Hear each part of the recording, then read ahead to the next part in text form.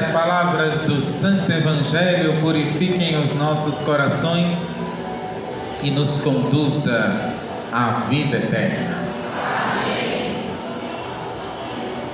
Queria, de modo especial, saudar o meu irmão no ministério, Padre Gabriel, no qual tenho um carinho e uma estima muito grande pelo seu coração e pela sua vida. Primeiro, agradecer pelo convite de estarmos aqui reunidos para celebrarmos este primeiro dia do novenário, mas também louvar a Deus por este mês que faz aniversário. Louvemos a Deus pela sua vida e logo com a festa de Nossa Senhora do Carmo, que todos nós estamos iniciando nesta noite. Deus ele possa derramar graças e bênçãos sobre o seu coração. Queria hoje dizer, antes de começar a nossa reflexão do tema de hoje, uma curiosidade. Como o Padre bem apresentou para vocês, eu acabei de concluir o novenário da minha paróquia, que é a paróquia Nossa Senhora dos Alagados, em São João Paulo II. E uma curiosidade que queria dizer para vocês: faz 44 anos da primeira presença do Santo Papa no território brasileiro, em 1980. E ali ele desejou passar em 4 lugares. E aqui eu já começo a falar desse desejo de céu e de paraíso, porque São João Paulo II, ou melhor, aonde um santo passou, os frutos foram alcançados. Aonde a presença de um santo chegou, vida nova brotou no coração de qualquer outra pessoa. Aonde um santo passou, ele mudou a realidade daquele lugar. E São João Paulo II, quando veio ao Brasil em 1980, nesse mesmo dia, no dia 7 de julho, ou melhor, naquela semana de julho, ele fez frutos em nosso Brasil de uma forma extraordinária. Primeiro fruto de São João Paulo II. Ele chegou ao Brasil naquele momento, no dia 4 de julho, e ele foi ao Rio de Janeiro. Ele tirou do seu anel e ali foi reformada aquela favela da Rocinha no Rio de Janeiro. E ali começou um movimento de transformação daquela realidade daquele povo. E eles, gratos a São João Paulo II, pela sua presença gloriosa e graciosa naquele lugar. Segunda experiência de São João Paulo II, no qual ele passou e transformou o coração das pessoas. Ele chegou aqui em Salvador no dia 6 de julho de 1980. E para aqueles que são um pouco mais maduros na idade do que eu, lembra que naquela Santa Missa, lá no centro administrativo, ele apresentou Santa Dulce dos Pobres, que naquele dia chegou no ofertório levando o cálice e se apresentou a ele. E ali ela desceu e de uma forma pública era apresentada para todo o território, no mundo inteiro, uma mulher que estava fazendo a diferença em Salvador por abrir um hospital e por cuidar de doentes e pobres que vinham de lá dos alagados da favela de Salvador. Ali começou de São João Paulo II a visualizar o coração de uma santidade que muitas vezes nós não conseguimos ver. Só os santos conseguem ver outros santos. Só os santos conseguem observar outros corações repletos de santidade que muitas vezes o nosso coração, despercebido, não consegue alcançar. Terceiro sinal de São João Paulo II frutuoso, que nos levam ao céu. No dia 7 de julho, num dia chuvoso em Salvador, em 1980, ele passa ali pela Igreja dos Mares, que todos nós conhecemos. E da Igreja dos Mares é construída uma rua que se chama Rua Direta, até chegar a uma igreja feita de tijolos que chama a Igreja de Nossa Senhora dos Alagados. E ali naquele lugar ele abençoou aquela igreja e ele disse àquele povo naquela comunidade naquele dia: aqui precisa ser um território santo, e a cada pessoa que entre nesse lugar deve receber a beleza da santidade, porque é por aqui e por aí que Deus ele está no meio de nós. E por incrível que pareça, Por aquele lugar apareceram 3 santos. Santa Dulce iniciou sua missão, São João Paulo II inaugurou a igreja e Madre Teresa de Calcutá implantou a sua casa de missão para cuidar dos mais pobres daquele lugar. Quarto fruto de São João Paulo II. No dia 9 de julho, ele sai daqui de Salvador e vai para Fortaleza. E chegando em Fortaleza, um jovenzinho de pelo menos 17 anos de idade entrega a ele uma carta dizendo que quer ofertar a vida ao coração para entregar tudo aquilo a Deus. Estou falando de Moisés Azevedo, fundador da comunidade Shalom. E naquele dia, naquele ofertório, ele entrega aquela carta ao Santo Papa e ali inicia uma grande obra de missão que todos nós alcançamos, de frutos de bondade de Deus, para levar jovens para mais perto de Jesus. A santidade arrasta. A santidade gera frutos. A santidade nos leva para o céu. E bendito seja Deus, um santo passando em nossa vida e que olha para nós com tão grande amor e nos tira do lugar de onde estamos e diz: você pode ser melhor. O santo, ele olha para nós e diz: você pode ser melhor. A vida de santidade é capaz de olhar para nós e dizer: você pode ser melhor. A santidade para olhar para a nossa vida e dizer: saia do lugar da onde você está, daquilo que você está fazendo, eu desejo ao céu para você. Bendito seja São João Paulo II, que passou pelo nosso território baiano, chegou em nossas realidades aqui de Salvador, distribuiu graça de santidade, alcançou o coração de uma santa e arrastou pessoas para uma vida mais perto de Deus. Esse é o sinal que primeiro que eu digo para o coração de vocês, para iniciar não só o nosso novenário, mas ver o que é que marca esse dia para todos nós. Por isso, ele deu o nome àquela pequena imagem, totalmente diferente de outras imagens que nós conhecemos, se é que você ainda não conhece a imagem de Nossa Senhora dos Alagados. Uma imagem de uma mulher feita de barro, com um menino engarranchado na cintura e com um pote na cabeça. Aos olhos de muitos acham uma imagem estranha, até mesmo nem imaginando que tem cores azuladas de Nossa Senhora, nem o rosto de uma menina jovem grávida porque seria a mãe do Salvador. Nada disso, uma imagem estranha e diferente. Mas para mostrar que na luta diária da vida é preciso não parar, porque ser santo não quer dizer que a vida para, mas ao contrário, a vida continua. Mesmo com o menino, mesmo com o trabalho, mesmo não podendo, mesmo não conseguindo fazer, mesmo com tantos afazeres da vida, Deus ele te chama a ser santo do jeito que você está e aonde você está. E é desse jeito que ele coloca o pote na cabeça para buscar água aonde precisa. Mas não só água. Vamos recordar a mística da imagem. É uma mulher com um pote na cabeça, mas o pote é porque Jesus, do lado aberto, o soldado rasga ao lado e corre sangue e água. Correndo sangue e água, aquela misericórdia de Deus se asperge totalmente na vida daquele soldado. A Virgem Maria, não esqueçam, estava do lado da cruz, ajoelhada, como apaixonada diante do crucificado. É ela que com o pote na mão segura para que a misericórdia não caia no chão. Como nós rezamos quando você vai comungar, que nada se perca e que meu anjo da guarda não deixe que nenhuma espécie eucarística se perca no chão. Ali está a Virgem Maria, Senhora dos Alagados, aquela que pega o pote e coloca daquele lado aberto para que a água de misericórdia ela não se perca, e se tornando a medianeira de todas as graças.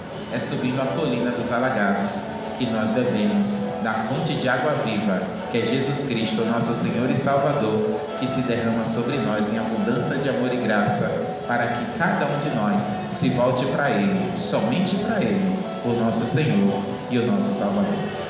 Fechados, eu já falei de minha paróquia, né? Agora a gente pode entrar no novenário de hoje. E falar do novenário de hoje é falar de um tema interessante para nós dizer: eu prefiro o paraíso. Eu prefiro o céu. E preferir o céu, meus caros irmãos, não é simplesmente um desejo do coração, ou melhor, um desejo dos lábios que pronunciam. E eu tenho certeza que durante todos esses dias, 9 noites, essa palavra deve ecoar no coração de todos nós: eu prefiro o paraíso. Mas mais do que preferir o paraíso, eu preciso tomar a atitude de desejar esse paraíso. Não basta ouvir em palavras, porque as palavras vão ser ditas, vão ser pronunciadas, vão ser aclamadas e até mesmo cantadas durante toda a semana. Mas eu quero que o coração de vocês provem que vocês desejam esse paraíso. E provem numa coisa que eu acho que é interessante para toda a nossa vida cristã, a nossa vida de oração.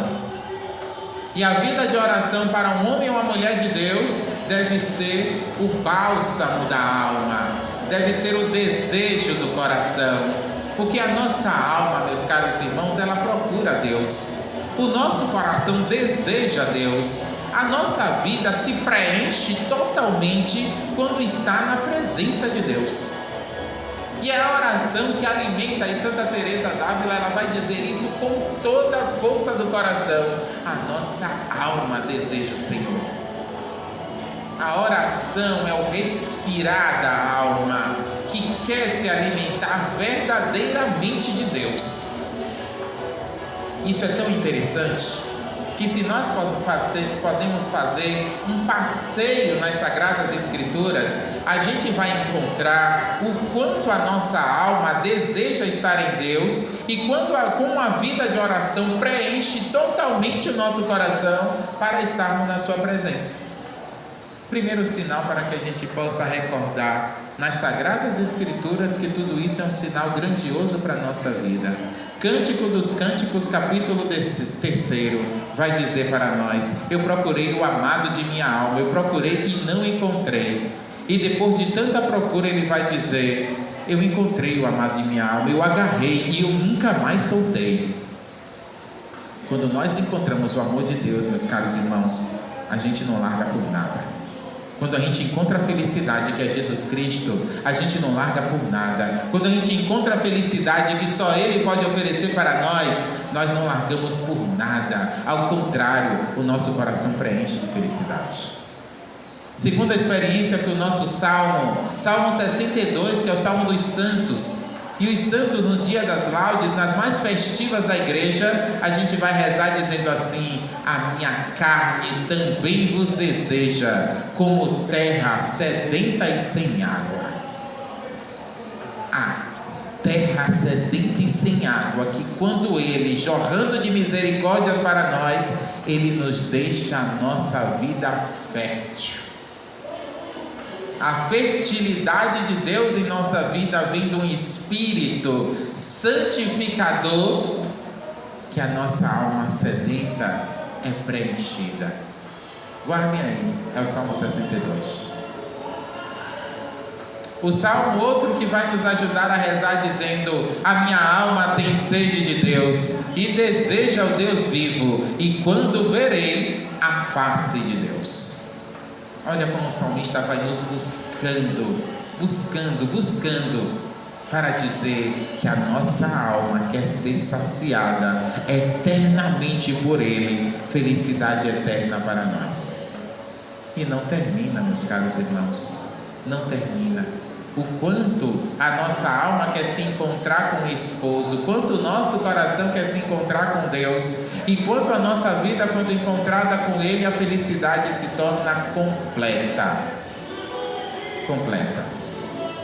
E essa felicidade completa nós podemos buscar em próprio Jesus Cristo, que no alto da cruz, quando Ele vai dizer o seu grito, os últimos gritos na crucifixão, Ele vai dizer: tenho sede, que não é sede de água, porque Lhe ofereceram vinagre, mas é sede de uma humanidade que ainda não voltou para Ele, sede de uma humanidade que ainda não voltou para o seu coração, sede de uma humanidade que muitas vezes procurou outros caminhos que não foi o caminho de Deus. E eu acho que quando Jesus está no alto da cruz, Ele diz: eu tenho sede. Ele diz para mim e para você: mas eu tenho certeza que a nossa resposta de amor é dizer: Senhor, se tu tens sede de mim, eu também tenho sede de ti. E a minha alma, e a minha alegria, e o meu coração se renova a cada dia, quando se encontra, a cada instante da Eucaristia, pão vivo descido do céu. Estágios esses, meus caros irmãos, e é claro que a gente não vai passar as Sagradas Escrituras inteiras falando de quanto a nossa alma tem sede de Deus, que se preenche na vida de oração de cada dia. Na vida de oração de cada dia. E aqui eu queria trazer algumas palavras que a vida de oração ela transmite para nós, e quando nós queremos desejar o céu e o paraíso, a nossa oração aos poucos vão caminhando e construindo degraus, e cada vez mais se alimentando para buscar o que Deus ele sonhou para todos nós. Primeiro sinal, e São Francisco vai dizer, as nossas primeiras experiências com Deus é a experiência com o luminoso. E aqui eu explicarei para vocês essa palavra. Luminoso para São Francisco é quando fazemos uma experiência de oração que ela é fundante, ela muda a nossa vida. Muda a nossa vida. E vamos recordar, Francisco, quando ele largou toda a sua vida, toda a sua história, todos os seus sonhos, que muitas vezes colocaram em seu coração, Francisco ele se encontra com o pobre, com o leproso. E aí a gente pode dizer, tocar no leproso, padre, é nojento. Tocar no pobre não é tão simples assim. Mas em Francisco, tocar no leproso não foi um sinal de se sujar com ele, mas tocar no leproso é mudar toda a sua vida. Existe um evento ressurreição na vida de Francisco ao tocar nos mais pobres. Ali começou a primeira experiência de Francisco. A experiência do luminoso, a primeira experiência do amor de Deus. A nossa primeira oração, meus caros irmãos, é se dar conta como você aprendeu a rezar. Pergunte aí dentro do seu coração e sua vida, quem te ensinou a rezar? Quem foram os primeiros sinais, os seus primeiros sinais de oração? Quem te ajudou nos primeiros degraus de chegar até o céu, nas suas primeiras experiências que a gente vai aprendendo a ter com o nosso Senhor? Teve gente que teve que suas mãos ficaram juntas para rezar a Ave Maria. Teve outros que aprenderam com o Santo Anjo da Guarda. Teve outros que balbuciando chegaram a concluir o Pai Nosso, que sabe que para uma criança de 2 anos não é fácil concluir um texto tão grande como aquele, mas consegue gravar. Cada um foi aprendendo. Outros já tinham uma experiência de igreja. Outros até lembram daquela oração que sempre fazíamos quando era criança, quando não sabíamos fazer nenhuma outra oração. Com Deus eu me deito, com Deus eu me levanto. Que bom que vocês sabem. Primeiras e pequenas orações que vai fazer a experiência do luminoso. O céu já começa a chegar dentro de nós nas pequenas primeiras orações que nós vamos balbuciando. Isso é o luminoso. E dê graças a Deus. E até, se for possível, quando chegar em casa, agradeça a Deus aquelas pessoas que te ensinaram a fazer as primeiras experiências de oração. Segunda experiência que nós podemos fazer é subir aos degraus da vida de oração, a metanoia, que nós chamamos de conversão. A nossa vida, meus caros irmãos, é de uma conversão diária. E essa conversão diária, ela acontece na medida em que o nosso coração vai reconhecendo que é preciso mudar de vida, mudar de atitude, mudar de posição, mudar de modo, mudar de história. Deus, ele não me quer desse jeito. Deus, ele não olha para mim desse jeito. Deus, ele traz para mim, para mais perto dele, mas para que a vida possa ser mudada. É o caminho de conversão. E o caminho de conversão tem até uma música que às vezes a gente canta, mas não só cante dessa vez, agora medite. E a gente canta dizendo: às vezes no meu peito bate um coração de pedra, magoado, frio, sem vida, e aqui dentro ele me aperta. Cuidado, a vida de conversão é mudar o coração. E a mudança de coração é tirar o coração de pedra, é tirar o coração sem vida, é o tirar o coração que não perdoa, é tirar o coração que magoa e apresentar o coração repleto da graça de Deus. Isso é o caminho de conversão. Mais ainda, e a gente cantava, né, no Natal a gente canta uma música que diz: meu caro irmão, olha para dentro do teu coração e vê se o Natal se tornou conversão e te ensinou a viver. E olhar para o irmão, para te ajudar, que o céu é uma conquista do coração do homem, mas olhar para o lado, para o irmão, para dizer que eu não preciso caminhar sozinho, eu posso caminhar com ele. Papa Francisco, na Jornada Mundial da Juventude, assim ele falava para os jovens em Portugal: meus caros jovens, vocês podem até chegar, mas vocês têm pressa e vocês vão chegar no céu mais rápido do que eu. Mas quando chegarem no céu, me esperem para a gente chegar juntos. Não basta chegar primeiro. Para que chegar primeiro para dizer que chegou? Mas é bom chegar juntos para dizer que, como comunidade, como irmão, como paróquia, como fraternidades, a gente deseja também o céu do outro. Não queira conquistar o céu sozinho, mas queira também conquistar o céu para o irmão. Até porque Pai Nosso não é um Pai meu, é um Pai que é nosso e nosso de cada dia. Terceira experiência, que a gente vai atingindo o céu e na vida de oração nós vamos contemplando o que Deus ele quer de nós. A dúvida. Tem horas que a gente tem dúvida se até a minha oração Deus está ouvindo ou não, se a minha oração Deus ele está atento ou não, se a minha oração Deus ele vai me dar uma graça ou não. Guardem isso no coração de vocês. A dúvida ela é sempre necessária porque nos alimenta a desejar mais, mas a dúvida ela nunca deve nos paralisar para aquilo que nós precisamos crescer. É bom ter dúvida, mas avance. Os discípulos tinham dúvida no capítulo 5 do Evangelho de São Lucas, mas Jesus ele olha para eles e diz: avance para as águas mais profundas. Sem dúvida, se joga no meu amor, se lança na minha bondade, se joga naquilo que eu sonhei para você, e não precisa de dúvida, porque eu estou no meio de vocês. Quarta experiência para a gente subir a nossa vida de oração é o vazio. E todos nós passamos pelo vazio. É um vazio de dizer: Deus, onde você está? Deus, onde você se encontra? Deus, por que não me escuta? Deus, onde estás? Na vida de oração passaremos pelos vazios. Vai ter dia, meus caros irmãos, que vocês vão para a Santa Missa e vocês vão dizer: meu Deus, que missa maravilhosa, Deus ele falou tanto, as músicas me ajudaram, o padre pregou tão bem, foi algo que eu estava precisando no dia de hoje. Mas vai ter dia que você vai para a Santa Missa, que você vai chegar em casa e dizer: meu Deus, o que é que está acontecendo comigo? Que você vai voltar para casa e dizer: amanhã eu não vou porque eu me sinto vazio, eu vou voltar para quê?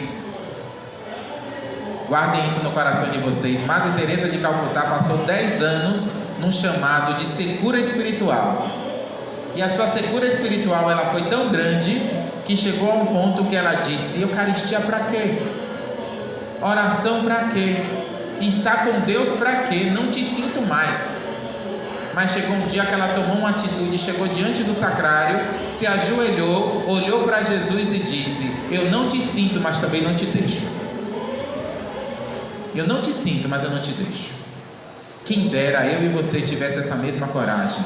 Quando você estiver nos seus vazios espirituais, quando você estiver na sua secura espiritual, quando você tiver dúvida da sua fé, quando você estiver sendo questionado por alguém, por você passar por uma tribulação e você não conseguir sair, eu quero que você tenha a coragem de dizer: mesmo assim, Senhor, assim eu fico contigo e nunca mais te deixarei. São João Maria Vianney é capaz de dizer: eu te amo, meu Deus, meu céu, e não tenho outro desejo senão te amar até o último instante da minha vida. Dai-me a graça de sofrer te amando e nunca te deixar. A coragem dos santos que alcançaram o céu é a coragem nossa de buscar o Senhor todos os dias e deixar ser alcançado pela sua graça. Mas não acabou, gente. Ainda dá para subir mais um pouquinho esses degraus da nossa vida de oração. Eu estou dizendo isso como dizendo, né? Isso não acontece com vocês, acontece lá na paróquia Nossa Senhora dos Alagados, mas com vocês nada disso acontece, viu? Não se preocupe, estou falando aqui para santos que já alcançaram o paraíso, né, Padre? Tenho certeza, né? 5 elementos para a nossa vida de oração, para a gente não esquecer. Aprender a rezar insistentemente. A nossa vida de oração não é que Deus ele precisa adivinhar aquilo que eu sei, mas eu preciso pedir a Ele para que a graça possa chegar em minha vida. Sabe qual é a nossa vida de oração? Deus já sabe que eu estou ruim, daqui a pouco Ele vai fazer uma intervenção. Deus ele sabe que eu estou precisando, para que é que eu vou pedir? Deus ele já sabe que eu estou na lama mesmo, nem para a Eucaristia eu vou mais. Deus já sabe que a coisa está ruim, deixa eu me afastar dele porque vai ser melhor para mim. Olha a gentileza de Jesus, gente, para nos curar e nos transformar. Quando vem aquele homem cego de nascença, a gentileza de Jesus é para dizer para ele: o que você quer? E ele diz: Senhor, que eu veja. Jesus ele está vendo o que nós precisamos, mas os nossos lábios precisam pronunciar o que queremos. O salmista diz: este infeliz gritou a Deus e foi ouvido. Não basta Deus adivinhar o que você sabe, mas os seus lábios precisam aprender a pronunciar o que o seu coração deseja, o que a sua alma anseia, o que você precisa para a sua vida de oração. É dessa forma que, quando ver o paralítico deitado com aqueles 2 irmãos abaixando ele, é aquele olhar de Jesus se compadecer, dizendo o que é que ele precisa. Quando os nossos lábios não sabem dizer o que quer, a nossa insistência de permanecer compadece o Senhor. O esforço. Sabe aquele esforço de você sair do trabalho, pegar seu engarrafamento, correr até aqui, atravessar essa rua, passar por esse pagodão, conseguir atravessar até aqui e dizer: eu cheguei, Senhor, eu cheguei. É oração insistente, é oração de quem diz: nada me impede de estar contigo, nada vai atravessar o pedido. Cuidado para a gente não entrar na síndrome do não tenho tempo, viu? Existe uma síndrome da humanidade de hoje que existe a síndrome do não tenho tempo. E quando você não tem tempo para Deus, você não tem tempo para o seu céu. Queira o seu céu, queira o seu paraíso, queira a Eucaristia, sinta saudade de Deus, queira estar com Ele, ame-o de todo o coração e pode ter certeza que o novo redará na nossa vida. No final, para a nossa estrada de espiritualidade, daquilo que nós podemos chegar, aí vocês vão dizer: então, Padre, desse jeito a gente chegou no céu. E olha como é, nós começamos com maravilhoso e terminamos com terrível, né? Você vai dizer: Padre, o senhor vai terminar a homilia agora dizendo que a oração é o vazio, e é no vazio que tudo acaba, e o céu é isso, é o vazio de não ter nada. Eu digo para você: é isso.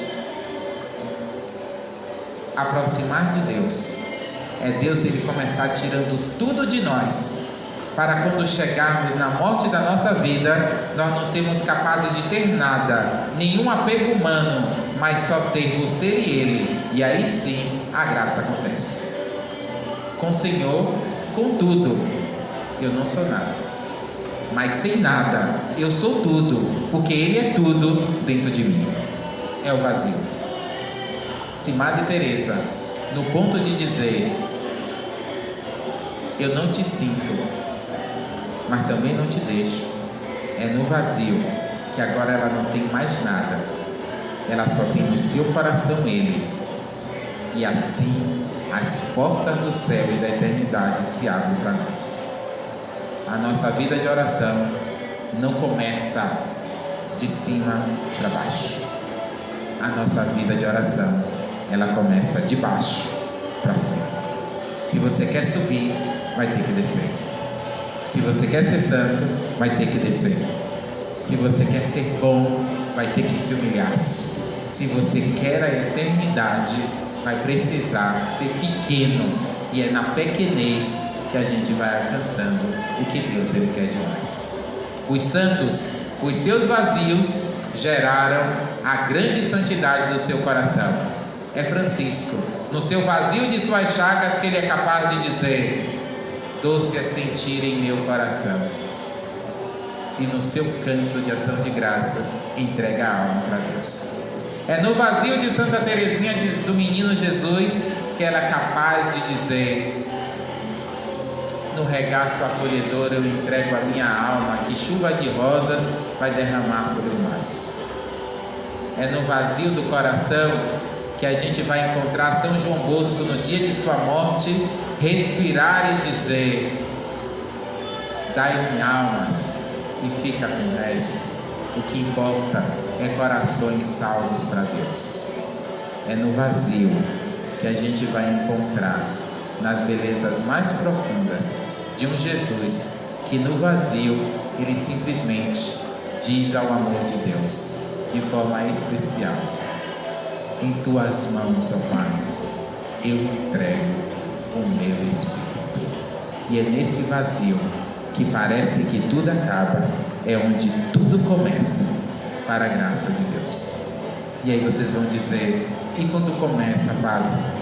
Na Eucaristia, que daqui a pouco nós iremos comungar, na sua ação de graças que você vai realizar.